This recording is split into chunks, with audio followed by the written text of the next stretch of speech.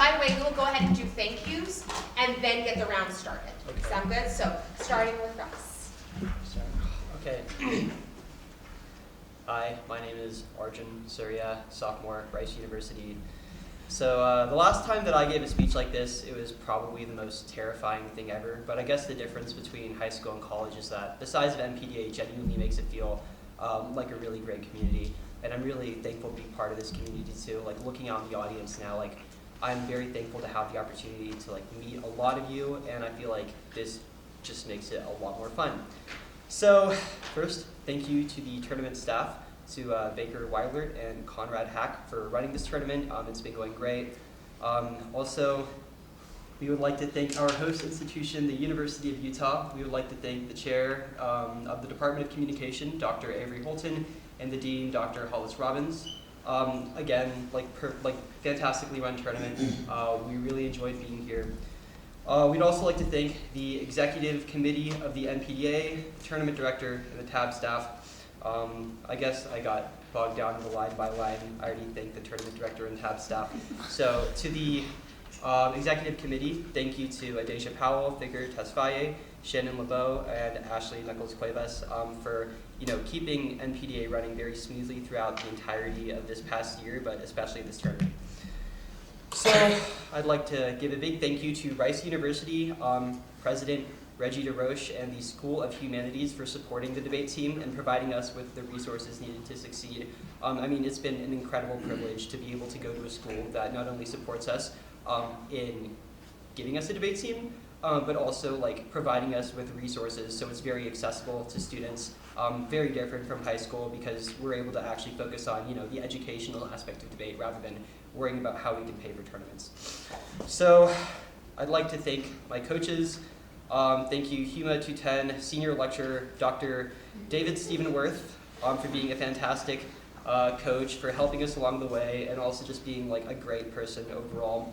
I'm gonna keep these short and sweet so I don't like start tearing up. But I'd also like to give a huge shout out to Sid Richardson College, RA Shannon LeBeau as well, who is also one of our coaches. You've been fantastic throughout this tournament. And it's been great to know you both in the debate sense and also outside of that as well. Keeping these short, but don't worry, I'll write individual thank you cards with fruit baskets, and I'll send that to y'all later. Thanks to the team. I didn't write down everybody's name, and I'm not going to say everybody's name out of the fear that I'm going to forget somebody. But again, future thank you cards to you all too. It's been an amazing group of people, and I'm really glad that we've all been able to stick with it for these past 2 years. I can genuinely say that you guys are probably like some of my best friends at Rice, both within debate and outside of it. So really glad to be part of such a cohesive team. I'd like to thank our opponents from Berkeley. Throughout the past year and a half, I feel like you guys have actually been very instrumental in developing how I approach Parli because of a lot of our exciting rounds, which are very educational, but have also shaped how I view debate. Also, shout out to you guys and your whole team for being very cool people too. Very nice inside of round and outside of round, even when we're all a little bit sassy. But I think the funniness outweighs. And then again, thank you all to like everybody that I've been able to meet individually within this community. It's been great, and I'm excited to see you all again in the future. So now, I did debate in high school, so I'm going to thank a few people from high school. One is Bryce Petrowski. A lot of you might know him. He was a former Minnesota debater, but he was also my high school debate coach as well. He actually introduced me to NPDA, so without him, I probably wouldn't be here. I'd also probably not be here as well because like if he didn't give us the ability to go to so many tournaments in high school and teach us like a lot about debate, I just might not have done debate in college. So thank you, Bryce. I'd also like to give a shout out to my former PF partner in high school, Justin Zhang. I also probably wouldn't be here without him because if he didn't tell me that I sucked at LD and bullied me into being his PF partner, I probably would have done horribly and quit debate altogether. If you're watching this, Justin, like I've already done the thank yous for you, so I'm gonna cut it short. And then, anybody I'm forgetting? I'd like to thank Max, my partner, for sticking with me for these past couple of years. especially at the very beginning when the dynamic was a lot different than it was now. Thank you for being very patient throughout this process, but also being able to help me learn more about Parli. I don't think I would be the debater that I am without you. Keeping it short, I'll tell you the rest later. That's it.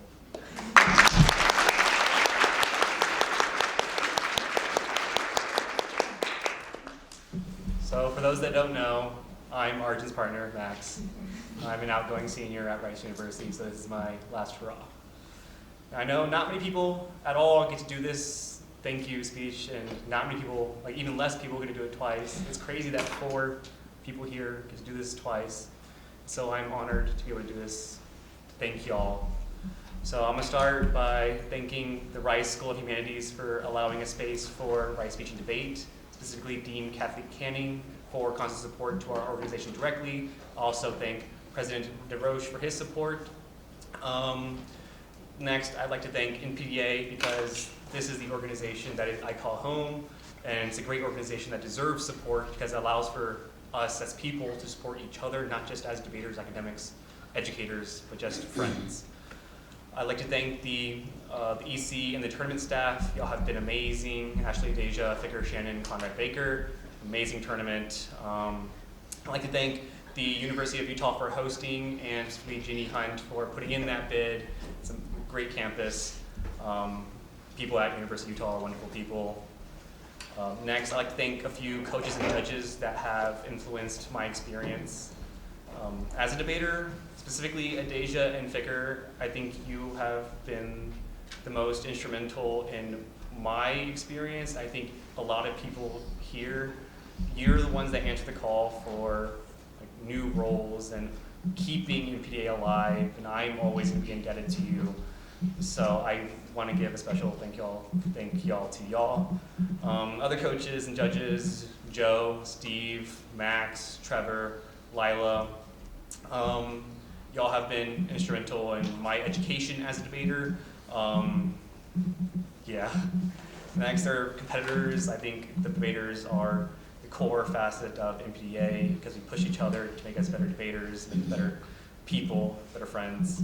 So a few competitors I'd like to thank are Amanda, Ryan, Alex, Gabe, Mason, Ayush, Cam, June, Isabella, Jazz, Casey, Leilani, Zachary, Alexa, Isabel, and unfortunately, Brenna and Tristan. Y'all are amazing. We really have a great time with y'all inside round and outside of round. I think we've grown together as people throughout our time, and it's sad that this has to end at some point, but see you next year. Next, I'd like to thank the team at Rice, Claire, Manna, Anna, William, Bridget, Nikki, Rohan, Kelly, and Kyle. You're gonna kill it next year, I know. You got killed it this year. So, and y'all have grown so much as debaters and people, and y'all are some of my best friends. So, thank you. Now, I'd like to thank past teammates because the alumni system at Rice is specifically something that is unique to us and keeps us going. So, Maddie, Annie, Amy, Joel, Krithika, Alina, Kaya, all past teammates of mine that have influenced and kicked my ass in practice rounds, freshman year, sophomore year, all over, and made me a better person, made me a better debater. And the alumni that I did not have the opportunity to compete with or be on the team with, Ted, Ryan, Sonia, and Jason. Y'all are amazing and have prepped us out and shown how NPDA right now is different from NPDA back then and still has amazing qualities and has even grown to be a better organization. So thank you. Next, I'd like to thank my personal relationships, specifically my parents. Y'all have done so much for me through support. Next, my lovely partner, Abby, who is my other half and who is stalking these results. I know how proud you are of me, and I am just as proud of you. My coaches are people that I have a direct connection with, not just because I am indebted to them for giving me opportunity to debate, but also because I'm so thankful for your mentorship that has helped me as a person. I also want to thank a special person that has done so much for me directly, Jacob Tate. I'm sorry I'm bad at keeping in touch, but I just want to thank you because you taught me everything I know. You're the first person to introduce me, like actually in person, to the organization at Rice, and you introduced me to the coaches, judges, and competitors that have shaped my experience. Lastly, I want to thank Arjun. I'll keep it short because he's gonna cry. You have been the most committed person recently to this nationals run, and I'm sorry I have not been as helpful, and I'm just so grateful, not just because of this, but just how good you really are. You've grown so much as a debater. Honestly, just learning the format is hard, and some people aren't able to do it, but you have, and you've excelled, and you're going to do so much greater in future years. Lastly, take a page out of Jacob's book, I want to thank myself because I want to recognize the work I've put in. Past few years have been hard for me because it's hard to really understand how much you grow as a debater when you're in the space, but I'm glad I get to take a step back and understand that I really did put in the work. I learned so many things, and I get to show people my talent. So I want to thank you all for being here to watch me.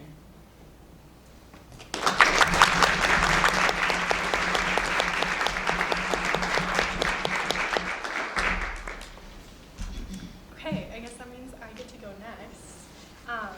First off, just some institutional thank yous. I would like to thank NPDA just for putting this on, the NPDA board for just tabbing and running this tournament. This was a really good tournament. Like, we had so much fun. It felt like nothing major went wrong, and it was a really great time. So Baker, Conrad, I'm supposed to introduce myself. I'm Tristan. I'm also a graduating senior at UC Berkeley. That's it. But yeah, so Baker, Conrad, Ashley, Shannon, Adesia, and Vicar. This tournament would not have been possible without you, and this was just such a phenomenal tournament. And we know and we see all of the hard work that happens behind the scenes, and that does not go unrecognized. We're so deeply grateful to have a format to do this and have a place to debate in person and just have the ability to do this. So, and I know how much work that takes, so huge thank yous to all of you for making this possible. Additionally, to anybody from University of Utah, we love your campus. It's gorgeous. The mountains, Jeannie Hunt, Damon Darling, everybody from Utah has been super phenomenal. We would also like to thank the chair of the Department of Communication, that's Dr. Avery Holton, and the dean, Dr. Hollis Robbins. We are so eternally grateful for allowing us to have the ability to see a new place and a new campus and to debate in person in these gorgeous rooms, and thank you, yeah. On to some thank yous to teams here. I probably won't cover everybody, but just a few really impactful teams. First off, to Whitman for always giving us the most fun rounds ever. Y'all are just so awesome. We are such big fans, and also you guys always have really good outfits and are such an inspiration. And it's just always so fun getting to debate you all. To University of the Pacific, first of all, to Steve for always being supportive of Brenna's and I's careers, and when we were still just CC debaters, and to the entire University of the Pacific team who made us feel so welcome at their campus, doing scrims with us or competing with them.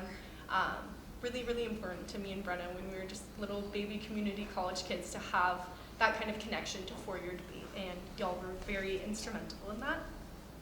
To Rice for always being really cool and also very fun to debate. I think the cool thing about the Rice team is there's so many of you all, and all of you are awesome in your own ways.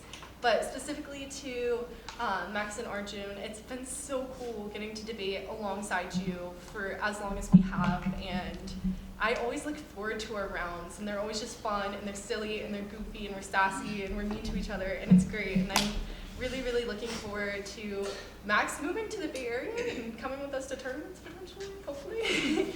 And also just getting to watch Arjun's career develop over the years and watch how you grow as a debater. To all of the schools here, thank you so much for sending students, for sending judges, for keeping programs alive. You all make this community, and I'm so grateful for each and every one of you. Moving on to individuals.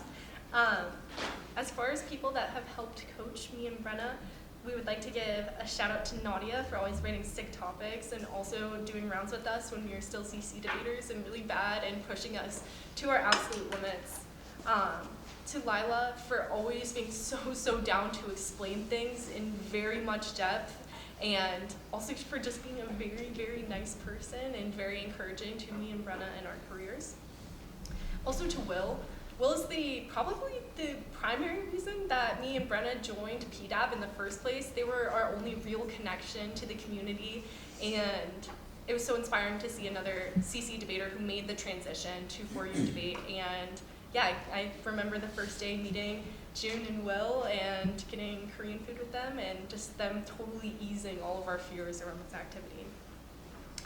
On to some individual teammates. First to Kylene for being in her first year and just having like the most amazing attitude. I never see you down after a loss. Like, you are able to retain so much poise, and that's really inspiring, and I'm so excited to see you grow. To Scott, thank you for always making me laugh, and also for always explaining to me the difference between E&M and Parli. To Arjun, who couldn't be here today, for being absolutely the most angelic man of all time, like an absolute angel, and also for turning down Stanford to hang out with us. And finally, of all the teammates, thank you to Holden for always being down for Wingstop Wednesday, and also for being just like the coolest, kindest person of all time, and being so supportive of me and Brenna. You light up all of our lives, and we love you so much. As far as coaches and PDAB stuff goes, I would like to thank Berkeley for letting us use their name. That's about all they really do for us.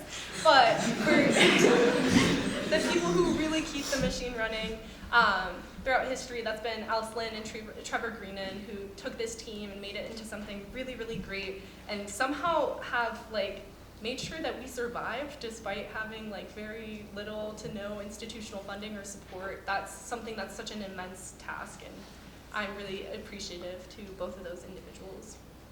To Isabella for being super awesome, driving us around all weekend, and also just despite being somebody I met very recently, providing so much help to me and Brenna and the entire PDAB team at this tournament. We're so lucky that it happened in Salt Lake City. As far as other coaches go, I would like to thank Paul Villa, who put me and Brenna together in the first place, which is super amazing and like one of the things I'm most grateful for in the entire world. He has a baby now, so his place in like the thank yous moved up the list slightly, but yeah, we'll forgive him for that, I guess. To Alex, for being the biggest supporter of me and Brenna. Even though we make a lot of really mean jokes about you, we love you so much, and you have transformed the way we debate. My throat is getting dry, I'm not crying. Alex has done so much for us. Probably, like, if we had to pay Alex back for all the free labor he's done for us, we'd be very broke. So I appreciate that, and by extension, Gabe, you're also a big part of our careers. To June is just like the smartest person ever, and is really cool and has helped us so much, and has really stepped in to keep PDAB alive this past year, and we're so grateful for that. Finally, to Brenna. I don't know if people know this, but me and Brenna are like also best friends outside of this room, and we live together, like we share a room. And I'm so grateful that we get to debate together. I would not have continued debating if it weren't for debating with Brenna. I'm so sorry, I've had like a nasty cough. But yeah, I'm so grateful for her. Literally my best friend for life. I don't know, it's just been such a privilege and a pleasure to debate with somebody who you also love, and I will never take that for granted. I know I'm probably forgetting someone, so just shout out, extend like a blanket thank you to anyone I missed. But yeah, thank you.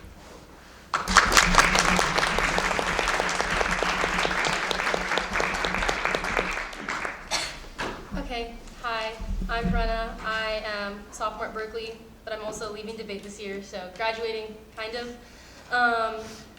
I think that a lot of people can tell at this point that I am very dramatically invested in debate, and so in a similar fashion, I preemptively apologize for how long-winded my thank yous are going to be. It turns out doing them for the third time doesn't make them any shorter, and doesn't make my gratitude any less.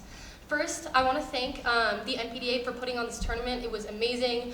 I'm very lucky to be here. Thank you to the NPDA board for tabbing and running this tournament and making sure it runs smoothly and making sure it's an easy experience for everyone here. This has really been such an awesome tournament. Thank you to the University of Utah for also hosting and helping run this tournament. It's just been a pleasure, and to cross-apply what Tristan was saying, this campus is really awesome, and I'm so excited to be in Salt Lake City for this tournament. Next, I want to thank Parliamentary Debate at Berkeley as an institution for making my debate career possible. We're a student-run team, so the ongoing existence and success of PDAB is really a testament to everyone on the team right now and all those who came before us. Specifically, I want to thank Alice Lynn for reviving PDAB and making it a thing that's existent, and thank you to Trevor Greenan for making PDAB good and by extension, making me good by making all of my coaches amazing. Next, I want to thank DVC, where I started debating at 15. I would have never be able to be here without both the administrative and personal support of the team. I would just like to take a moment to personally shout out the CC circuit. I think that CC debaters, community college debaters, are so important to the existence of the national circuit, and I want to encourage every community college debater who might think that they want to quit or that they can't make it to the NAT circuit to keep going. That was once me, and I came so close to quitting so many times because I was just getting clapped by Berkeley, Rice, every other team you can name, and I just thought, what is the point of doing this activity if I'm never going to win at a high level? But I just want to say that that's quitter talk. And I believe so heavily in the existence of Parli debate, and I know personally how important community colleges are to the existence of Parli. So please, please, please, to CC debaters or anyone else, please keep going. For specific people from DVC, I'd like to thank my first coach, Tristan, for teaching me the love of debate and being just the funniest person I've ever met. Specifically, some DVC teammates, I want to thank Tanya Prabhakar, my first year-long partner, who taught me so much and ensured that I would never be good at cross-X because she was just too good that during cross every time I just sat back and nodded at everything she said. I'm so lucky to have debated with you, Tanya, and learned with you, and to still have such a close friendship with you. I'd also like to thank Richard Prabhakar for being my bestie forever, and even though we're not as in touch anymore and that we go to completely different schools, thank you for always stalking my tournament results and staying up later than I do at tournaments to predict who I'm going to be hitting in the morning. And thank you to Matt Hitomi for being one of my first debate teammates and being someone who inspired me to want to do national circuit debate and want to do technical debate. Truly such an inspiration and one of the hardest workers I know. I'd like to thank Paul Villa for always believing in me. He has contributed so much to my life, both in debate and personally. He is someone who I consider a very close friend and my mentor, and I genuinely would not be here if it weren't for the support of Paul. But if you would have been able to go back in time and ask Paul, 3 years ago where I'd be, he would say right here, and I cannot thank him enough for that.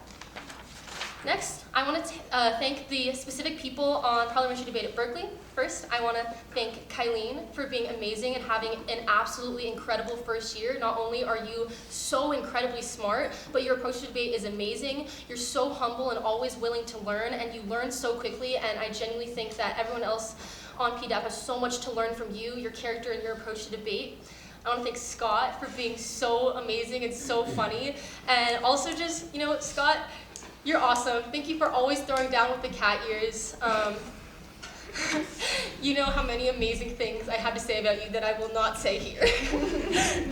Shout out to Holden and Arjun as a unit, but specifically let's talk about Arjun. Thank you so much to Arjun for being so supportive and always believing in me and Tristan, and always thinking so highly of me and Tristan and pushing us to be better, giving us hard practice rounds, and being the smartest person I know.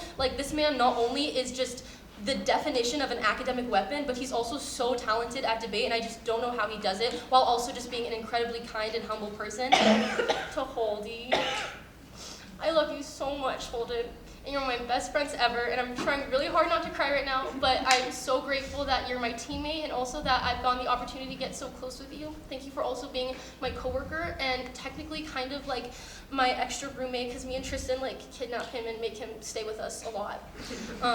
Not only do I think I've seen you grow so much as a person, but also as a debater. You've always had so much talent, and this year, every single round you've given us has just actually blown my mind at how much you've grown and how talented and smart you are. I love you so much, Holden. Hashtag free Holden and hashtag Arjun come home. You know the old saying, it's easier to take care of 9 dogs than 1 because the 9 dogs will take care of each other.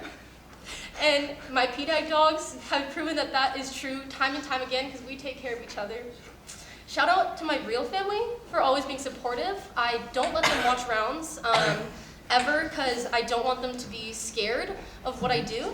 But they always make sure to text me at the end of a tournament and say, "Did you win?" and tell me congrats, which is really awesome. To some people in the community, first I want to thank Lila. Thank you to Lila for being so incredibly intelligent and imparting all that knowledge on not only me, but so many other people in the community. Lila is one of the most amazing people I know, and I think that a lot of people in debate, not just me, wouldn't be where they are without the influence of Lila and how amazing she is. Shout out to Will, not only for being such an influence in my debate career, but also someone who's just a really great friend. It's been awesome going from someone competing against Will, to having Will coach me, to having Will be someone who's not as involved in debate anymore, but they're still always so supportive of our career and so close to both of us. Shout out to Amanda Mskel for being my GOAT. Genuinely such an inspiration, so incredible. As I try so hard every day to emulate Amanda, and if I'm even a quarter of the person or debater that she is, I will be so happy. And she has put in so much work. She, woke up from her well-deserved sleep to help us prep, and I can't thank her enough for that. Next, I want to thank Isabella. Thank you to Isabella for being so supportive as well, and for doing so much for us, just driving us around and doing so much for us and helping us in prep, and just giving us so much intel. Isabella has been absolutely invaluable this weekend. I want to thank some specific people outside of just the Berkeley community. First, I want to thank Gabe Graville, wherever he may be, for being awesome. Gabe is such an inspiration, and not only has Gabe been someone who I looked up to before I knew him, but has now become someone who I've learned so much from personally and has always been down to help us. Shout out Nadia Steck for being, again, someone who's been such an inspiration, and then also personally helped us so much with writing our shells, prepping us, and just imparting so much knowledge on us. Thank you to Ali Escalante for the same thing of just helping us with shells and being so supportive of our careers. I want to give a special shout out to Adeja Powell for also being so supportive. I think Adeja holds a really special place in my heart because I remember, the first time they ever judged me was when I was a CC debater, and I knew that they had just won nationals, and I was so nervous to be judged by a national champion, and they just gave me such an amazing ballot with such amazing feedback, and I'm so lucky that they have been able to see me grow as a debater and also continue to give me feedback across different schools and across different partners. So thank you so much, Adeja, for being such an invaluable part of the Parli community. Some general squads I want to thank. First, I want to shout out Rice. Y'all are so awesome. I always love debating every single one of y'all, and I also just love running into y'all in the hallways outside of rounds. You guys are so nice and so fun and just such amazing people, but also just so talented, and I think it's absolutely insane that there's so many of you, and you guys are all such incredible debaters in your own way, and for that, I guess we have to shout out David Worth for also being a great coach and then being a great judge. Specifically, I want to shout out Max and Arjun for being super awesome. I think that I have looked forward to, the Max and Arjun rounds every single time we've come to a tournament. This team holds a very, very special place in my heart in many ways, and shout out Max for being my partner at one tournament. That's still, core memory for sure. Shout out Whitman for being awesome. I think that, as you can tell from what Tristan said, me and Tristan are such big fans of the Whitman squad. Not only y'all as competitors, but your alumni and your coaches. Y'all are so sick and just cool people to be around, and y'all just bring such amazing energy to the circuit and to any tournament you're attending. But you also give us super hard rounds, which I should hate, but they're also always so fun, and I'm so appreciative of y'all, and I hope you know that every single one of you have taught me so much, whether that be from the rounds that we've had, just talking with you in hallways, or the feedback that the coaches have given me. So I'm so appreciative of Whitman. Shout out Pacific, again, shout out Steve Farias for being so supportive of me and Tristan's career, even back when we were at DVC. Shout out Tiara Smithson for being someone that I debated a lot and have now had the honor of being judged by a lot, and been such an amazing person and a supportive force in the community. And Arshita, who I don't think is really involved with debate anymore, but she, I don't think I can thank Pacific without thanking Arshita and how much I've learned from her. It was an honor to lose to her over and over again. And finally, I want to thank what I refer to as my big three. First, I want to thank start with thanking June Dents. June is so amazing. June is not only the most go-to coach ever, but also such an amazing person, and also just genuinely the smartest person that I know. I do not know how she contains so much knowledge in her head. Like, I cannot comprehend it. Thank you, June, for taking so much of your free time to give to us to ensure that we're getting better. Thank you for, staying up late after you have a full day of work to help us. Thank you for helping us with writing files, and thank you for just being an awesome friend to us. I appreciate you so much, June. I could not be here without you. You're amazing. Next, I want to thank Alex Lee, wherever he may be as well. Hi, Alex. Alex is just so incredibly amazing. Again, one of my closest friends, and someone who I've learned so much from, and someone who's taught me everything I know. Everything good I do in debate is because Alex told me to do it once, and I cannot thank him enough for that. I think that I've thanked Alex so much personally that I probably can't think of anything new. So if there's something that you want me to say right now, Alex, and I'm not saying, I'm sorry. Just tell me you want me to say, and I'll tell you later. And then finally, I want to thank Tristan. I love Tristan so much. Tristan is both my debate partner, she's my best friend, and she's the best roommate ever. It makes it a lot easier to be debate partners because when we travel together and have to stay in hotel rooms together, it's just another day. Tristan is such an amazing person. She's such a kind soul. I cannot speak highly enough about Tristan, and I have seen Tristan somehow get better every single round that we've debated to a point that I didn't think was possible. Every time I think that she's maxed out and how good she is, she just gets better. And she keeps me in check, and I'm so appreciative of that. And she also is always so supportive and loving, and I love you so much, Tristan. And as a quick underview, I've been in debate for about 5 years, since I was 15 years old. I've grown up on the circuit. I got into college while I was on the circuit. I've met my best friends on the circuit. I've made formative memories and accomplished goals I never thought possible. I've also had some extremely hard times on this circuit. As we all know, debate is still kind of very difficult for women and all marginalized people, but through it all, I think debate is such an amazing, rewarding game. I'm thrilled to have had the career that I've had, and I want to thank everyone in this room for being a part of this. This has undoubtedly been the most important experience I've had in my entire life, and I'm so grateful. And I'm very sad to be, debating in my last season, but I'm so thankful for all of you. I'm thankful for this activity, and I really hope that it stays alive. And you know what? I'll do everything that I can do to help people keep it alive. So shout out Parli Debate. It's awesome. Shout out everyone here. And yeah.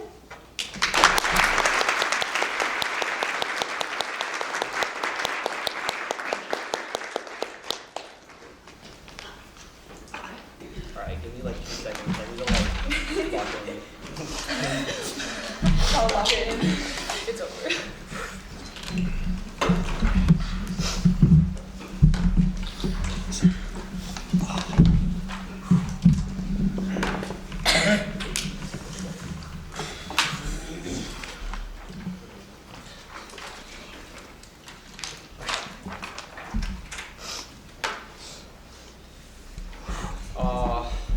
Everybody ready? Okay. 7 minutes. Okay. We strongly affirm and will defend the resolution the United States should the United Nations should intervene in the Democratic Republic of the Congo. Just the resolution. Solvency 1 UN intervention is empirically solvent. In June 2017, the UN was able to aid 250,000 refugees in their return home to the Côte d'Ivoire out of the 300,000 displaced as a result of the 2010 presidential election crisis. B, according to the most comprehensive analysis of UN peacekeeping available, the Oxford Handbook of the UN peacekeeping operations, which has studied 65 years of peacekeeping operations, over 2/3 peacekeeping missions ended in success and half are in the remaining. C, the UN's peacekeeping operations in the Congo right now, however, they aren't actively working towards alleviating the ongoing conflict right now. The F uniquely solves this through the action of intervention. One, the current peacekeepers in the DRC have already saved 2,970 civilians, but they are idle at the moment. First advantage, uniqueness 1, fighting between the rebel group M23 and the Congolese military in the DRC's eastern region has displaced more than 1 million people in the last 3 months and almost 7 million since it began in 2022. 2, armed conflicts are in over 8 provinces, including intercommunal violence. A, example between Taika and Yaka groups. B, M23 has been carrying out mass killings in Congo's mineral-rich area near the border with Rwanda. 1, specifically including violence against women and children. 2, those killings are unlawful. 3rd, food insecurity is on the brink right now. A new UN report finds that UN World Food Program has raised only $161 million over the $728 million it needed to adequately fund fund relief efforts in eastern Congo over the next 6 months. 4, UN intervention is needed. A, Rwanda's rejected calls from the U.S. to withdraw, saying that it is to safeguard its own security because of what it claims to be a buildup of Congo army forces near the border. B, the current action taken by the UN is not sufficient. 1, in the status quo, all peacekeepers are planning to withdraw by the end of the year. 2, most current action has been done through non-binding mandates, which the M23 is easily able to ignore. This is why the UN isn't fully solvent in the status quo. 3rd, in the first phase of withdrawal, 2,000 UN troops will leave the eastern area by the end of April. Links. 1, UN intervention signals for Rwanda and M23 that the attacks in Congo are unacceptable. 2, historical precedents specifically involving conflict in the region. A, conflict between Twa and Bantu communities in the province of Tanganyika. UN intervention results in the creation of schools and community centers and hospitals so the two groups coexist. 1, health practitioner Miketos stated that this was beneficial for the health of women, especially since maternal care access. 2nd is also led to reduction in sexual and gender-based violence. 3rd is UN intervention physically prevents war from ongoing. A, diffuses due to encouraging negotiation and peace talks. B, can intervene physically when war and battles are ongoing. And C, provides assistance to wounded and starving communities to reduce conflicts from happening. Internal links. 1, without UN intervention, M23 takes away Sake about 27 kilometers west of Goma. A, this will cause food and aid supplies to be completely cut off from Goma, which has a population around 2 million people. Population in Goma has been increasing for those fleeing violence in surrounding towns and villages. B, Sake is geographically important. 1, advance of rebels to Sake will pose an imminent threat to the entire aid system in the Congo, according to a Norwegian Refugee Council. Impacts. 1, structural violence. A, 136,000 people were displaced in just 5 days in early February. B, according to an international NGO from Congo, the escalation of fighting was involved artillery attacks on civilian settlements, causing a heavy toll increasing many health and aid workers to withdraw. C is outweighs invisibility. According to the UN Refugee Agency, the humanitarian crisis in eastern Congo is largely gone unnoticed because the attention to the war in Gaza and Russia and Ukraine allows structural violence to persist under M23. 2 is war causes mass violence and death. 2nd advantage. Uniqueness. 1, there was an outbreak of monkeypox in 22 out of the 26 provinces, including urban areas in the DRC. A, person-to-person transmissions occurred during this outbreak, including through sexual contact, household contact, and within the healthcare setting. This means that without the proper healthcare materials and precaution, those seeking remedies for monkeypox will only worsen the outbreak. B, vaccination against monkeypox is recommended to prevent the spread and to protect those who are immunocompromised. C, as of November last year, more than 12,500 people and 580 people have been killed. Without proper provisions for disease will continue to spread at a faster rate. Continue to spread through various modes of contact. These risks not only further infection with the DRC, but also further infection in surrounding areas. 2, UN health officials include their status as the global guardian of public health. Their interventions account for the following communicable diseases: polio, smallpox, tuberculosis, malaria, and Ebola. Links. 1, the plan expands UN intervention to include monkeypox vaccination as an additional component of healthcare provision, which is necessary right now for the prevention of the outbreak to make lives and spread further. 2, this intervention also spills over to the surrounding countries since diseases do not respect borders or geographical boundaries. Those from surrounding countries who require immediate healthcare for infectious disease can also seek aid, such as Zambia and Angola. Internal links. 1, preventing the spread of disease is necessary to maintain a vibrant economy. Look to the ways in which COVID shut down various economies throughout the world and put a halt in economic activity, loss of jobs, inflation, devastation, local and small businesses, ignition on trade. Preventing the spread of diseases is key to maintain economic viability and stability. 2, preventing the spread of disease is necessary to reduce structural violence cycles and poverty and dehumanization. Impacts. 1 is death. A, since monkeypox is deadly, you assume that deaths right now will grow to around 12,500 people. High spread makes the whole country and region at risk. Means that you assume that 96 million people may die in the DRC because of the status quo. B is regional population. DRC plus surrounding countries as a population of 150 million people. C is illness is still a magnitudinal impact. D, we would say that the risk of death is nearly 80%, which means that it's very inherent. 2nd is cycles of poverty perpetuated by the decision between healthcare and other basic necessities. The imposition to suffer from monkeypox and attempt to find medication for retraction of the basic economic activities necessary for sustaining oneself. This continued structural violence and dehumanization in the region. Framework. The role of the ballot is to vote for the team with the best post-fiat policy action. 1, policymaking in its education is the most real-world applicable. A, scenario analysis enhances creativity and self-reflexivity, deconstructs cognitive biases and flawed ontological assumptions, and enables the imagination and creation of alternative futures. B, revolutionary movements. It is possible to mobilize using the master's tools. Colombian indigenous use law 89, which attempted to segregate the nation and push people to the margins to mobilize towards self-determination and land sovereignty. 2, the state moves to defend itself. A, Cuban revolution failed even if they succeeded. Capital fighting Cuban Missile Crisis, destroy the revolution. B, state will always move to defend itself and then project entire post-9/11 U.S. against the Middle East, not just against terrorist organizations, since the U.S. wanted to move into Iraq and Afghanistan. C, security is a state apparatus that materializes to become counterinsurgency. Drones kill opposition leaders. 3rd, the state controls knowledge and individuals' relationships to each other. A, the prison system shapes the action of its targets. The policy of the prison system is not to place people behind bars, but to make those that are deviant place each other behind bars. It is politics that threaten violence, or in this case, privation, so that those that are considered deviant have been conditioned with the coercive policies of the state and create the same violence in their own communities. 4, fiat is a research method that is most pragmatic. A, fiat places hands on the levers of power, allows for understandings of processes that are crucial to coalition and movement building. Baltimore high school students use debate research to learn SNAP. Immigrant students using 2019 immigration topic to help seek asylum. B, allows for agency within the space it deems using significant, invaluable, or socially dead, most versatile form of agency. Either use it as a utopian separation from suffering or use it as a mode for material change. These reasons, paper.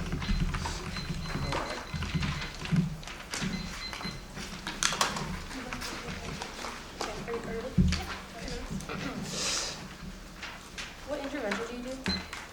Sorry? What intervention do you do? We defend the resolution as a whole, but we isolate that intervention talks about what UN mandates regarding peacekeeping and also humanitarian aid such as vaccines. So you do peacekeeping and humanitarian aid, We isolate that these specific actions are uniquely good. but do you defend that? Like, do you defend that that happens as a result of the plan? Yeah. Okay. Sure, yeah.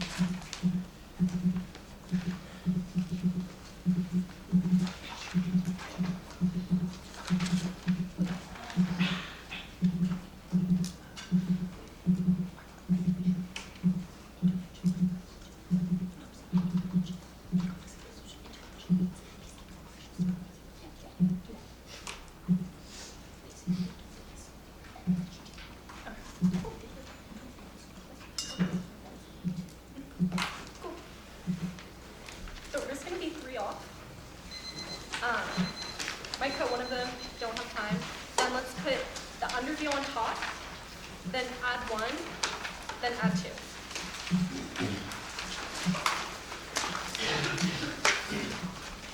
Is anybody not ready?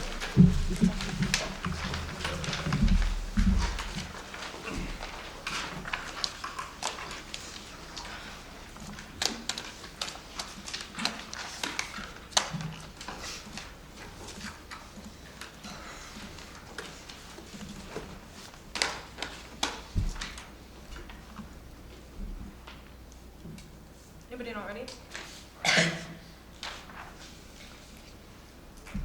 Interpretation in the context of the resolution intervention refers to efforts as peacekeeping operations in support of one side of an armed conflict only. Let's go to the violation. 1 is going to be that they are extraterritorial, they derive offense outside of the defense of peacekeeping, i.e. they provide vaccines to individuals on the ground. But the second is going to be, we say that you necessarily do not take a side on these stands and you do not defend fully peacekeeping, which means you're absolutely extra topical tonight and put a voting issue for fairness and education on the standards. 1 is going to be topical literature. MIT pressed an analysis of 262 conflicts involving UN intervention. They found that they use peacekeeping operations and take sides whenever the topic involves domestic instability, which means this is the closest to the topic literature. But second is going to be limits. We say that there are a million ways to neutrally intervene, whereas peacekeeping constrains you to only one action. We say that that's always going to be key because in a world where the affirmative gets issue pick the ground there, it's probably bad when they pick a bunch of ground. The voters are going to be that 1, this is a prior voting issue for fairness and education. Like the competing interpretations over reasonability. We say anything else invites judge intervention, which punishes marginalized individuals on the basis of things like speaking style or dress. Okay. Next off. The role of the ballot to endorse the most revolutionary affect. 1 is neoliberalism, gender subordination, gender lineagism, neoliberalism strategy. Privatization means that gender and neoliberalism are too high. Like how neoliberalism has transformed women from a group that was excluded from the workforce to a new market to be advertised to. Gender is necessary for the function of neoliberalism to bypass the categorization of bodies into 2 gender subjectivities, expands markets, and ensures the concept of capital. So when B is patriarchy. Patriarchy is a sublimation of of women in both the base and the superstructure. This takes the form of things like misogyny and sexual violence. The second is going to be affect. We say that affect isn't necessarily a he. We say that it necessarily it shapes how neoliberalism is structured. I look to how gun control is shaped by an affect of anti-blackness. But third is going to be reification. We say that gender neoliberalism relies on certain process of reification in order to reproduce their base and continue their existence. Absent reification, these structures die out. Fourth is affect is prior to affect is prior to policy making. We say you can cross-apply the articulation about gun control. We say that this necessarily shapes how the state responds to certain movements. On the fourth argument here, or fifth argument here is going to be fiat is necessarily bad. We say that fiat is a loose response to terminal defense to the entirety of the impacts of the affirmative, but additionally, we're going to say that fiat necessarily cedes origin to the state, which means that the state controls all, removes powerlessness, and that collapses value. Some would say it's going to be time frame. We say that it takes us a really long time for these, for us to become policymakers, whereas we can reshape our orientation to the space right now. Okay, let's go to links. Where's the link sheet?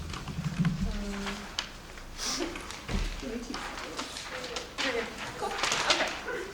The links are going to be Western interventions of things, neoliberalism, Western interventions of spread neoliberalism, and act for the expansion of markets of what visas, no sold in terms of the advocacy affirmative will always be a form of Western patriotism. We say that the Rwandan genocide is going to be, or more here, but second is going to be liberalism. Somebody here is going to be the UN asking the instantiation of the liberal order, which is just realism and assumes that all actors have a decision, make decisions the same way with the same standards of rationality, but somebody is going to be semiotic imperialism supports the nations to conform to Western affects and standards for what actions they will do, but somebody let's go to the impacts.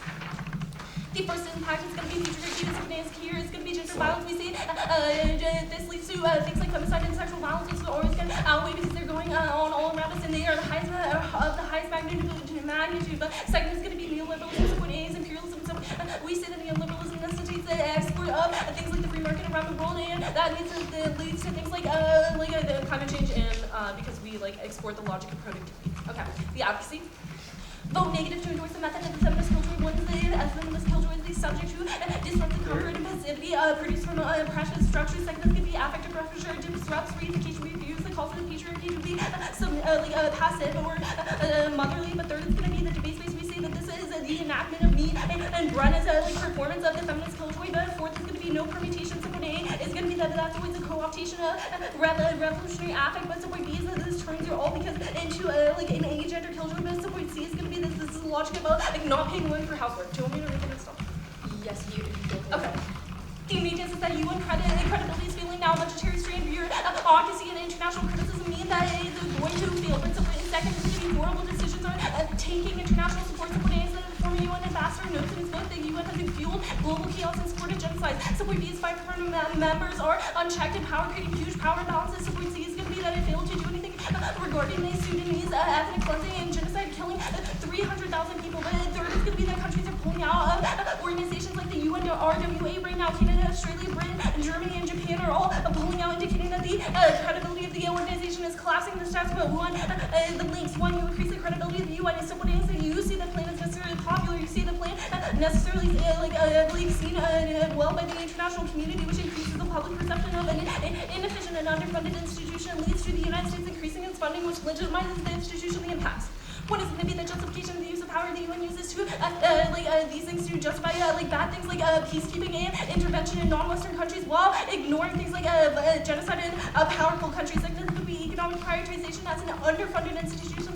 The UN will do whatever it takes to keep running, which means they prioritize economic gains over actual outcomes, which kills value. Like third is going to be U.S. hegemony. We see the U.S. hegemony is maintained by the UN, which encourages intervention in the impacts of imperialism. Fourth is going to be war. We see the U.S. intervention necessarily leads to war because it pushes conflict upon nations. Okay. Anything else? No. On the end. We're going to say we are always going to be a better form of creating things like scenario analysis in a world where we are able to criticize the state from multiple perspectives. That means we are able to garner better education. They say that to use the master tools, the cross-body articulation about how this necessarily seeds agency, the impact is killing value to life. They say that the state defends itself, but we're going to say that doesn't sequence in their method because we don't use fiat. They say that the state controls knowledge, but we're going to say this is a question of affect, i.e. the state controls knowledge because it controls our instinctive emotive responses to certain kinds of knowledge, which causes us to ignore others. They say that fiat is necessarily good. You can cross-apply that fiat as a illusory, doesn't do anything. Sees our power to the state. Okay. On the other. They say they are able to resolve for the is ongoing in the Democratic Republic of the Congo. We're going to say there's a couple indications as to why that's not true. One is going to be that UN peacekeepers necessarily fail. They're not trained by the United Nations, but by member nations. But additionally, we're going to say the size of the UN forces are not large enough. We say in 1993, the UN peacekeepers deployed forces to former Yugoslavia, but in order to establish safe zones, but they did not do so, and led to the deaths of 7,000. Second is going to be that the presence of forces causes retaliation. Somebody is that militants are living in the UN safe areas are going to be viewed as allies with the UN and thus the West, which means that massive amounts of violence are going to be committed against them. The Yugoslavia war proves this. Okay. All right. Hold on, Violet. We're going to say on the articulation that they lead to the Christian schools, we're going to say you absolutely don't resolve for this. You cross by the warning about Yugoslavia. They say that food and supplies are going to be cut right now, but we're going to say China unnecessarily self-sufficient. We say that China is necessarily sending troops to the region right now, which probably means that the UN action is not necessary to resolve for this on advantage too. We're going to say this is absolutely extra topical, but there's going to be a massive turn here. The UN peacekeeping forces are really bad for things like solving outbreaks. You can look at how UN peacekeepers literally cause massive cholera outbreaks in places like Haiti, but additionally we're going to say UN forces also commit massive amounts of violence against civilians, which means that the risk for disease is way higher in a world where violence is always ongoing. We say that this probably means that UN intervention necessarily turns these to advantage. Okay. Cool. Or next. Okay, we'll do second. I'll get the tea. Okay.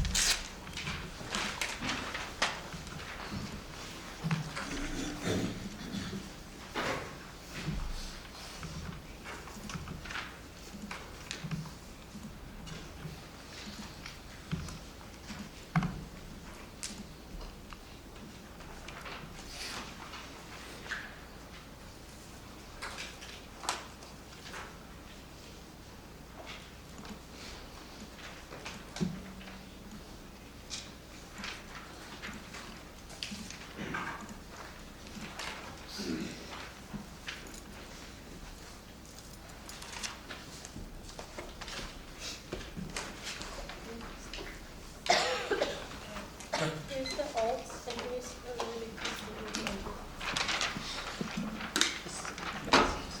I know. It's a little Declaration of Independence.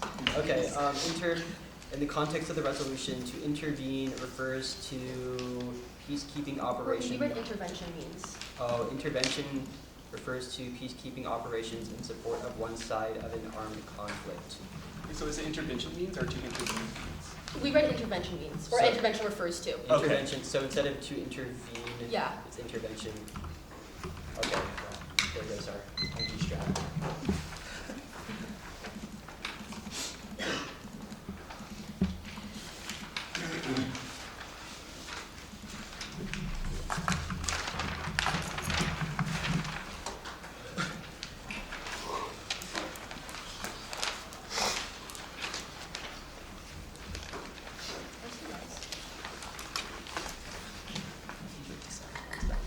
I get the story that this at. Yeah. So the story is that right now UN credibility is really, really low. ID countries are not investing in the institution as a whole. But UN Wait, sorry. Is it basically just the app pace, but links in the opposite direction that increasing legitimacy is a bad thing? Yeah. Okay, gotcha.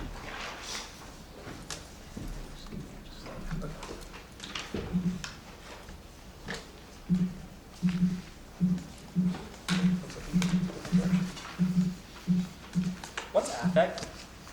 Affect refers to our emotive responses to communicated stimuli. Mm-hmm. What's the answer to state moves to defend itself? Huh? What's the answer to, or not state moves to defend itself, what's the answer to state controls knowledge? Yeah, so our articulation is that you're saying state controls epistemology, but affect controls epistemology first. And so, or the state controls epistemology through affect. So if we're able to disrupt affect, then we're able to, we have a reverse cause claim for your claim here. Okay.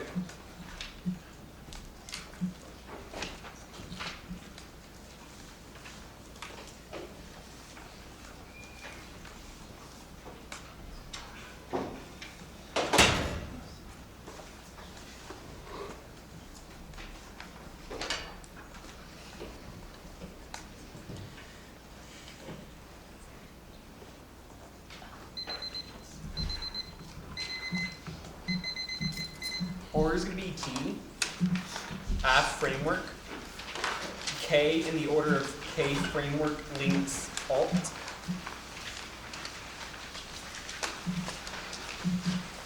add 1, add 2, DA. Can I have that one more time, please? T, intervention, Aff framework, K in the order of framework, links, alt, add 1 on case, add 2 on case, and disatt. Is everyone not ready? 1 second. The disatt's on the bottom. Yeah. Okay.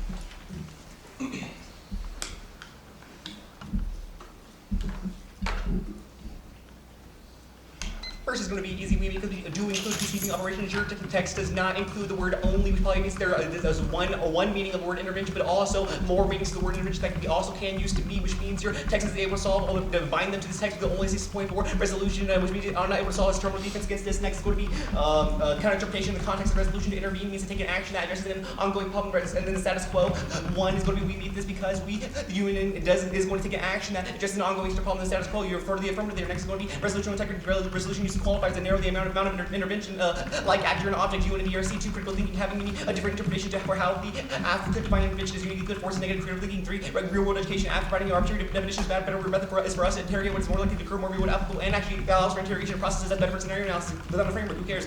Turns their education on debating policy processes and mechanisms because it actually allows us to debate which mechanisms more likely to have, and no primitive views. Don't give any access to reviews because you think there's any arguments as to why how we uniquely ship, as well as why you're able to solve back for this. Next is going to be defaults reasonably because computation leads to a form of infinite regression, which people just race to the bottom with bad and TT in terms of nothing with the shift to speed of the interpretation. Who the fuck knows what that is? Okay, cool. Go to the framework. A few conceded responses to that, and the SBL is a research method that's most pragmatic for 2 specific reasons. Even if you believe that affiliates to the specific policy education we get is going to be most real applicable. Crossed by the wide debate space is uniquely going to be key. Out of the alternative debate space, uniquely going to be key because it leads to a form of action outside. We used to give 2 warrants for this. One is going to be that as the students will learn about how to use Snap, how the reason why it create real world impacts. Next is going to be they learn how to immigrant students use immigration topics to learn about how to seek asylum. Probably the reason why it betters quality of life, which means only we have articulation of how we use fiat to create a utopian disconnection and create a more versatile form of HC. You can see that we create a best form of HC because it's the most versatile. Either use it as a utopian separation from suffering or use it as a mode of material change. We specifically do this, which means prefer the F over the K. Next up, the state moves to defend itself. The state moves to defend itself because the state apparatuses that are always going to be inevitable. Specifically, the materialization of that security is going to become incontrovertible, such as that drones killing, obstaculation, how people become silenced, and how whistleblowers end up dead before their trial. Probably the reason why your articulation, why specifically you're like stating stuff right now isn't able to solve because it's always going to be crushed in silence. Next is going to be state controls knowledge, and you just say state controls knowledge through affect. Probably the reason why state controls knowledge is always going to be through affect is going to be inevitable anyway. The way the deviancy and the prison industrial complex is operating through a form of affective deviancy. Probably the reason why is going to shape the way your KK is going to be a form of inevitability, which means you only prefer the aspects of the affirmative that are able to solve. Anything else here? The only dissent you have is that revolutionary movement's argument leads to a form of seize agency, but you've already answered that with fiat, and you say it leads to decrease in value of life, and no, specifically that it creates better material chains for people. You're already given our articulation of how Colombian indigenous people have used policy making and use the master tools such as the Law 89, which actually used to said that they should segregate the state to create forms of land sovereignty determination. Probably the reason why our affirmative methods are uniquely going to be better, why you're not able to solve, even if it's just talking in this round as it stands. Okay, go to the framework. One is that materialism is always going to come before subjectivity and affect simply because of subjectivity needs material understanding to know myself, why it's called the mirror stage to under one, to see the self, the reflection of yourself is in relation to your surroundings. Probably the reason why your understanding of your hunger is based on your material surroundings. You have not eaten is probably the reason why it shapes your action and your affective emotive response, that of actually feeling hunger and saying, hey, I should probably get food. Probably the reason why you prefer this articulation because this most general broad articulation that's not just like what example checks and policy, right? Next is going to be, you only give articulation if I feel bad as illusory. You do good about your no terminalization for why illusory is a form of CDH2. We say that agencies usually coming out of utopianism is crossed by answer from fiat. Those conceded. Go to links. One is going to be that neoliberalism is inevitable. We give articulation of how neoliberalism always will be able to sustain itself simply because free markets and no other alternatives to be able to escape from. In forms of neoliberalism, you want to give articulation of how countries such as like the Philippines and Turkey and Portugal probably reason why they've always go back to the global market economy and still engage with the United Nations. Probably reason why you don't give the articulation of how this has the ability to change. But we say that's so uniquely going to be inevitable. Probably reason why it's going to be a link to the status quo and not a link to the affirmative. You can articulation how we specifically create new forms of neoliberalism. We just say it's because we use the United Nations. Probably reason why particularism is uniquely going to be good. Just because a bad actor doesn't mean we do a bad action for a reason. If you say the prison system is uniquely bad, it's probably good to lock up white supremacists and people that kill other people. Next is going to be liberalism. Same here. Liberalism is always going to be inevitable simply because multilateral organizations like the UN, NATO, and other organizations use this form of order. Probably reason why you don't deconstruct these forms of actors. Probably reason why you're able to solve back for this. It means no link difference between what's happening in status quo and what's happening in the affirmative. Next would be the third is semiotic imperialism. We have a warrant for semiotic imperialism as a link, which means you just don't buy this. Probably reason why he's very skeptical of all the other links because you try to go for the third link and you don't even have anything there. Go to the alternative.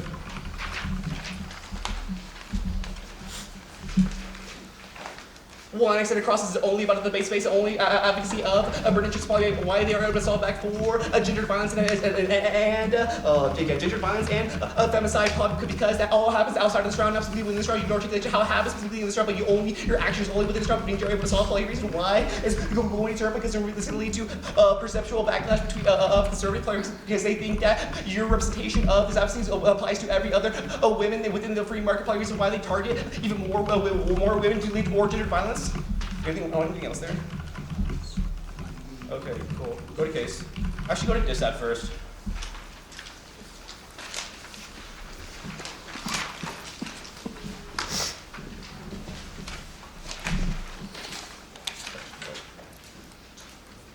Do you want to do this?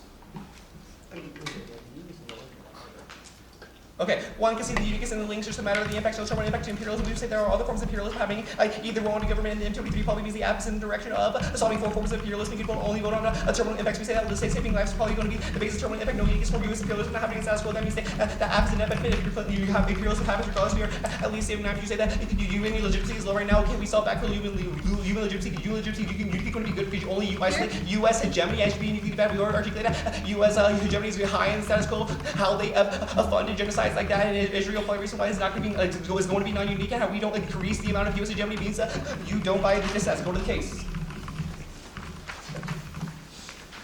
You say UN peacekeeping fail with only one warrant of 1993. Yugoslavia prefer the regional imperials such as Ivory Coast, which we is great help some people even being dislocated. Probably reason why you prefer regional imperials because it has some symbolism, and as well as you prefer the war between non-state actors. Yugoslavia was a war between actual states. Probably reason why it's not applicable to or the genocide happening right now. Like you say, suppose all China sends soldiers to know that China's solutions dependent on predatory loans. Probably reason why we able to solve back for predatory loans because there's no contingencies on UN intervention. Please be able to solve back for this. And if you just across all of it, one is how we solve back for like a genocide and violence. Next going to be on advantage to you say UN peacekeepers they support violence right now. We say that's uniqueness is a thumper because there are UN peacekeepers right there right now. Probably reason why you can articulation why we typically increases the amount. We just say that they stay there for longer, but they have to happen in this bill, which is no trigger for this, which means you just extend across advantage too.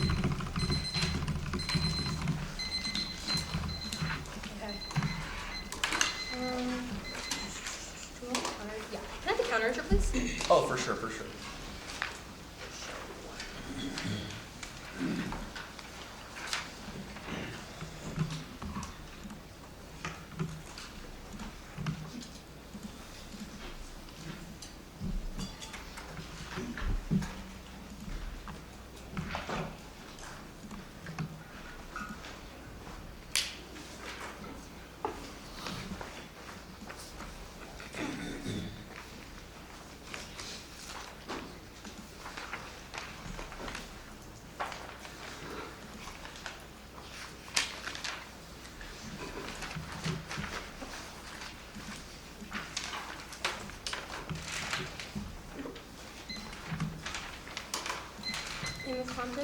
the res. To intervene means, your handwriting is so bad, man. Sorry. It means to take an action that addresses an ongoing problem in this quo. Is that what that says? Or in the status quo? Okay, cool. Can you explain your story of the disadvantage? Like our turns on the disadvantage? Yeah. Or like our arguments Yes, on the disadvantage? yeah. Okay, so like we agree, uniqueness and the links, we're both in the same direction. We're just reading arguments on the impacts of yours, saying that like ours are probably better articulated. Like there's no terminalization here. Wait, so you say that UN cred is low now, and that's bad, or UN cred is low now and that's good. You can see that. You can see the link that you increase UN cred. So then what do you go for on the disad? Like we're increasing UN credibility, which is like it's an linked to impact turn to the disad. We're saying we're going to weigh the impacts of UN credibility, UN imperialism, whatever you want to say. We read defense against US hegemony. It's going to be a weighing between advantage 1, advantage 2, and the disad anyway. So let's just weigh impact 2.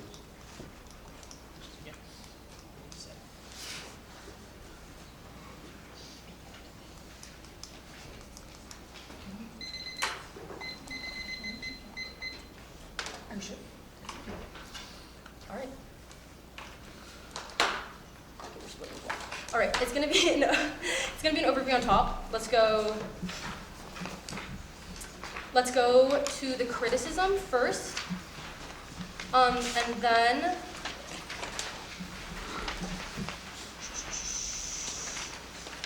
All right. Let's go to the criticism, and then let's go to the, I guess we can go over a framework really quickly, and then, does this sound okay to you? Disad, add 1, add 2, T?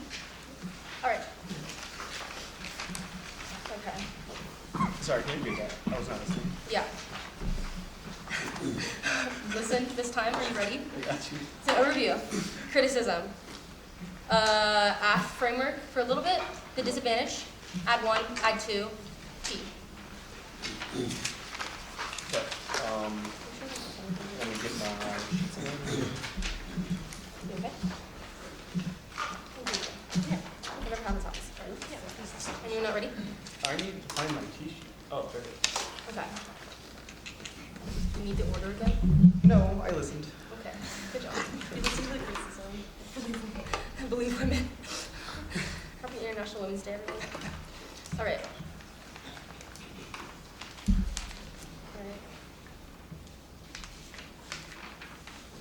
You completely mishandled the violation, and we absolutely get our interpretation of the word what you feel outside the context of your plain text. You said our interpretation does not need to be contextualized to the question of the plain text. Additionally, we absolutely have a proven abuse of point in time where you get a whole different advantage that the resolution doesn't grant you, which is the reason you're going to be pulling the trigger on topicality. But even if you don't buy that, we're probably going to be winning a couple pieces of offense on the affirmative. Let's go to question of framework. We're getting criticism. There's no offense left here. It's conditional.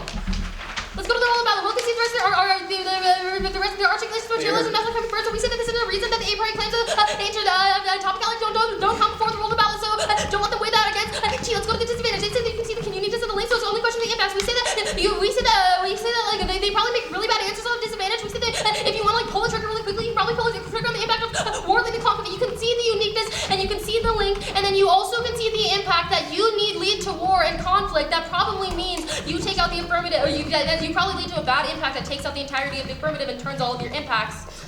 You mishandled the disad, but you're also like really unfair. So we're going for T. Is there anything else you want there? All right. There's no residual offense on the disadvantage.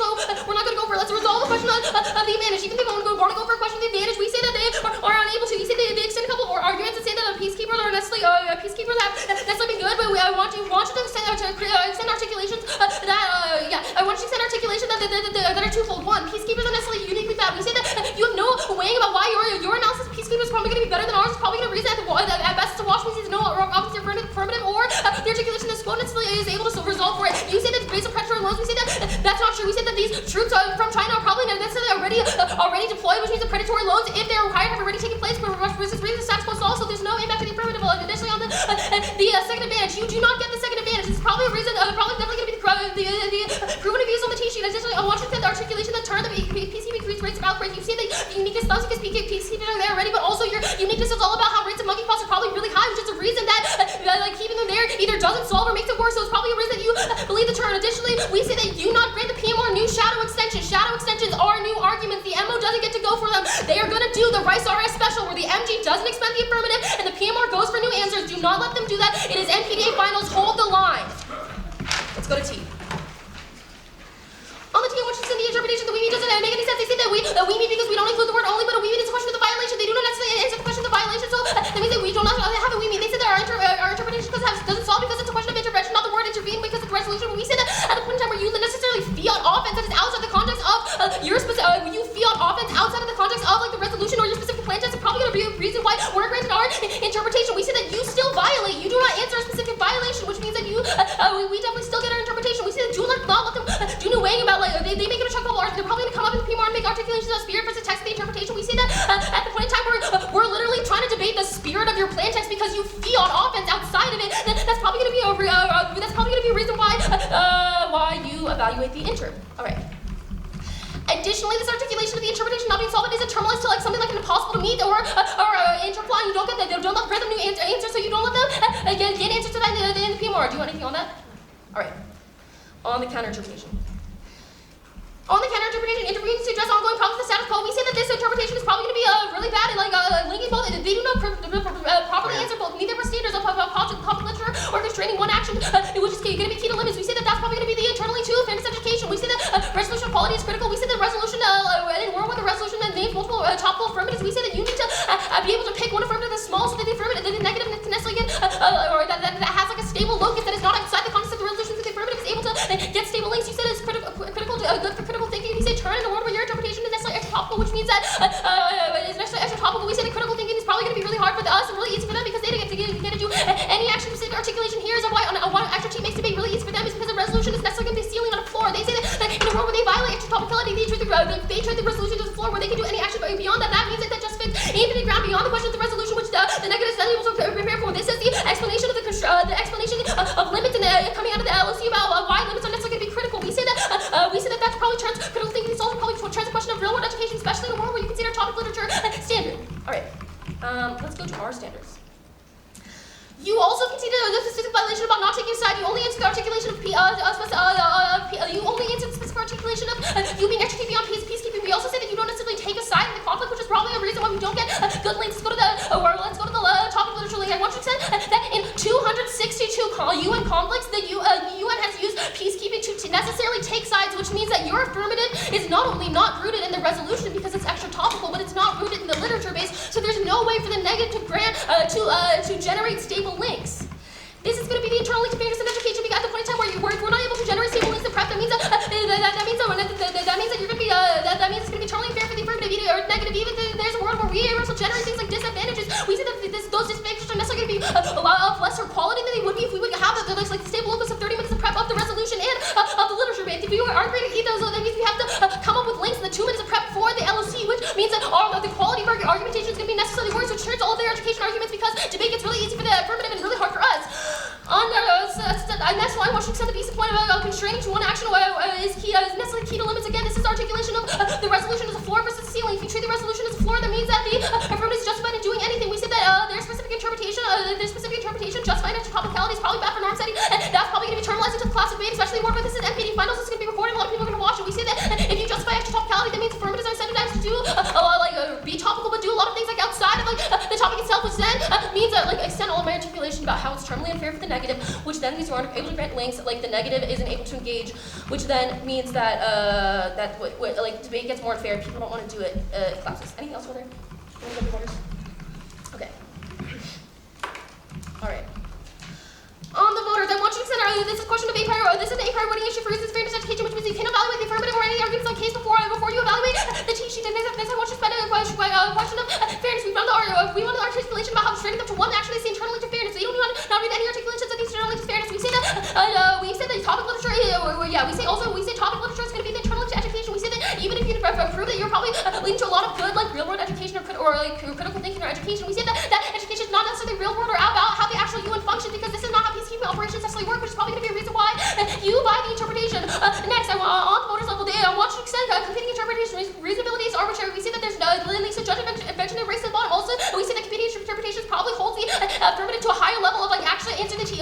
the specifics of the teaching, which are probably going to be good once again for norm setting because this is NPDA final, so you should make them do the work. Additionally, they're probably going to go for an articulation of don't potential abuse, but we say that the abuse is the fact that they get ground beyond us. Potential abuse or proven abuse is not just a question of no links, it's a question of them getting access to ground that they shouldn't get access to through the resolution.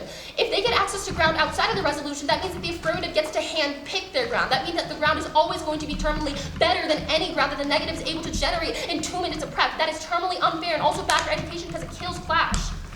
Alright. They might go for spirit of belief, but I already answered that, especially in a world where they like feel things outside the base of their plan. They're probably going to extend some articulations. They're probably going to extend some articulations on the rule about how we don't get access to we don't get access to T, but those weren't extended in the MG, so it's probably going to be a reason why you don't vote on them. Additionally, we say that the LSE is necessarily reactive. It's a question of engagement. We say that if any of the substantive analysis of Donald Sanders level is enough to make you believe this debate has been unfair, that's probably going to sequence any claims that they make out of the affirmative, and also begs the question of whether the affirmative is true in the first place. It's going to just be like case number 2.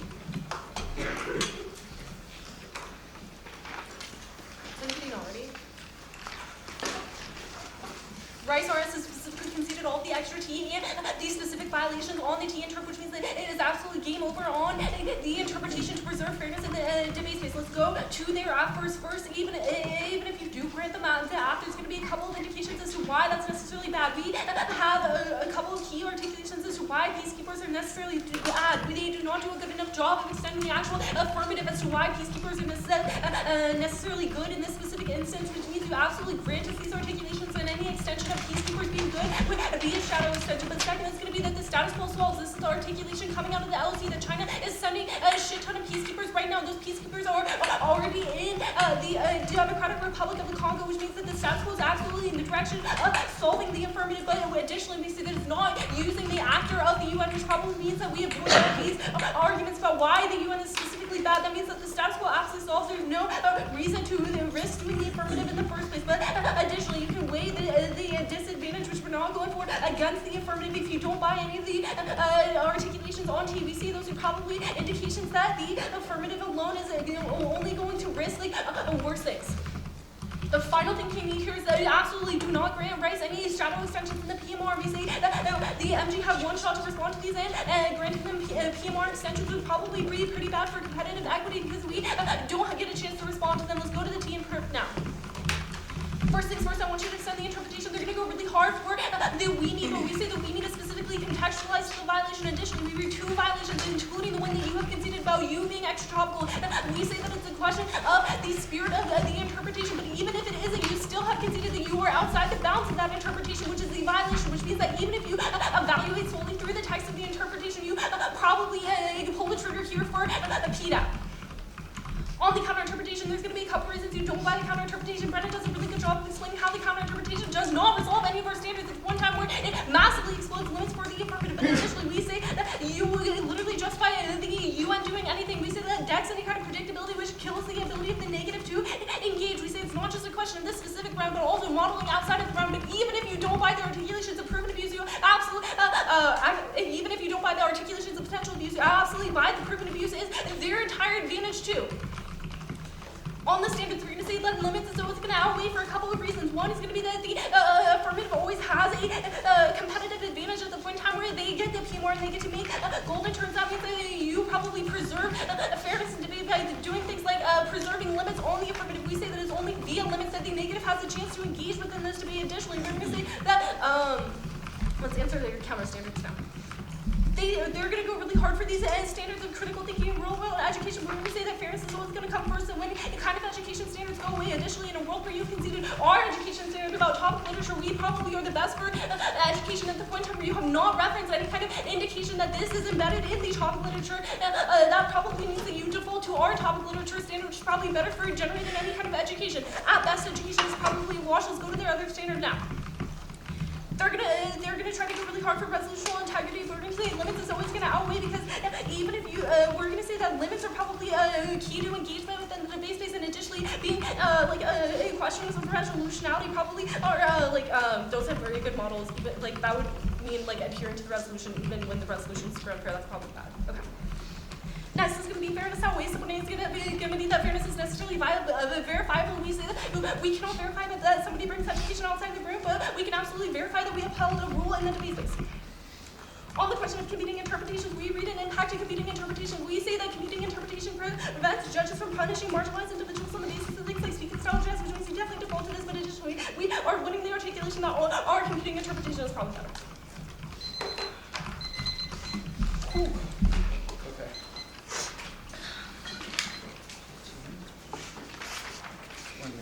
Okay, so now.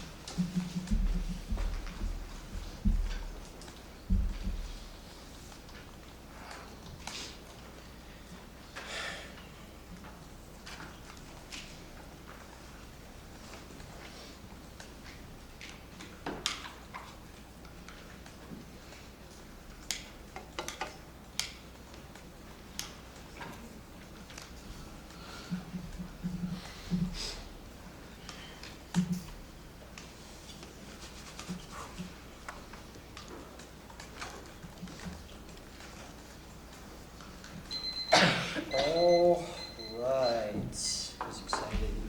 The order is going to be. I would actually flow it on a new sheet, but like to help, it's going to be on the T debate and then the case debate.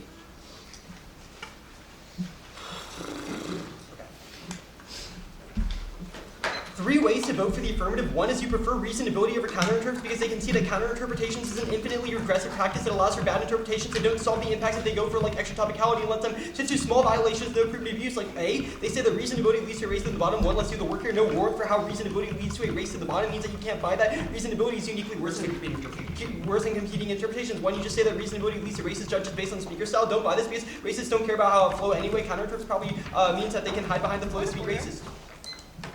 The argument that like racist judges don't care about the flow anyways is new. It could have been responded to. Well, the extrapolation is made differently, and the we say we get a response to it. It's a panel. Two, only we have an impact. That's why competing interpretations is harmful education and harmful for evaluating T. One, writing bad interprets is bad for education regardless of advocacies means that we lose education like writing skills. And two, infinite regression allows for negative collapse of violations that the text of the interp cannot solve, or means that you're skeptical of any violation. Third is you prefer evaluation of T over structural impacts. Because the voters aren't structural, they're only fairness and education. Because the voters aren't structural, they're only fairness and education. Second is that extend that we don't extend advantage to, so you should drop it. This means that it gets rid of any attempt to prove an abuse because we don't even go for it. You prefer this because time to you hurts us more than it hurts you. You spend 10 seconds on A. They also concede the drop the argument. This goes conceded mean that you can easily just drop the T sheet and the extra T. Second is that you think this violates. Third is extend the argument on text of the interp over extend their own argument on text of the interp over spirit of the interp. This is clearly in our favor since the specific text of the interp doesn't say that it can only be like peacekeeping operations. Extend the terminal no solve, and that means they wait, what? Your name is do allow for other meanings. This means that you're very skeptical about what the interp can solve for.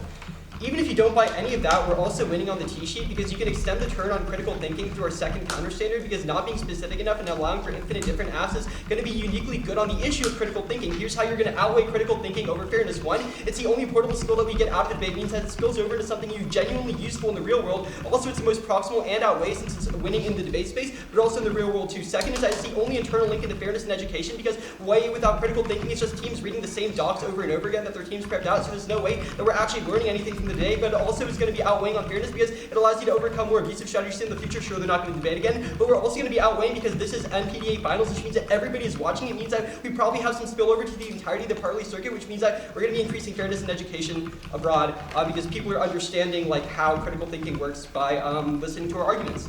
They say that fairness come first. They genuinely do not read a single warrant in the block. We articulate terminal impacts like writing skills and advocacy skills, which probably is going to be more important. Also, like another reason why fairness doesn't matter. Like they're good debaters. They are able to like win over these types of debates. Like it's happened before.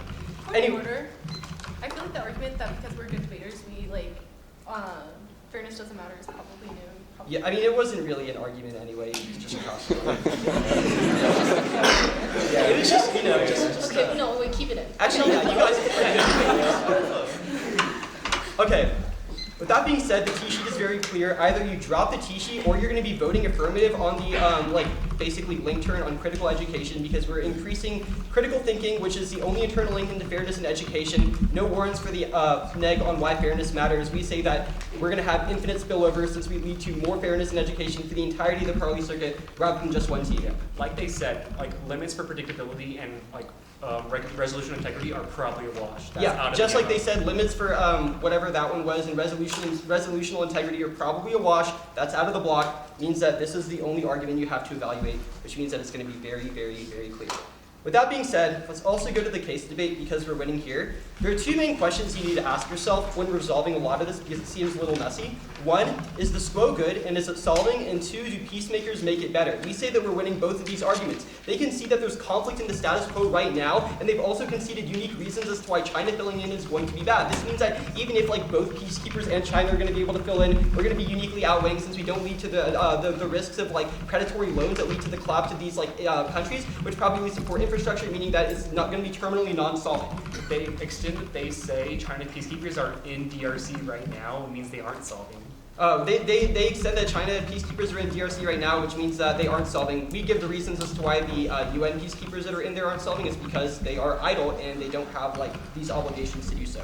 With that being said, we say that through the affirmative world, whenever we intervene with these peacekeepers and give them the role to play, this is going to be uniquely good. They don't extend a singular warrant in the block as to why peacekeepers are bad. They just say peacekeepers are bad, which takes out all the absolvency. Look to the flow is very clear. They've conceded our warrants for how our specific instances of peacekeepers in similar regions such as Cote d'Ivoire as well as non-state actors are going to be outweighing theirs. They only give examples from Yugoslavia, but we say that in these specific countries, they're able to move people out of the violence zones, and we're able to save hundreds of thousands of lives, which is probably going to be the comparative analysis as to why our peacekeeper scenario is going to be uniquely good. With that being said, we're winning the uniqueness. There's violence right now, and the app isn't the SQO isn't solving. We're also winning the link that peacekeepers are uniquely able to solve through the United Nations rather than just China. That being said, vote F.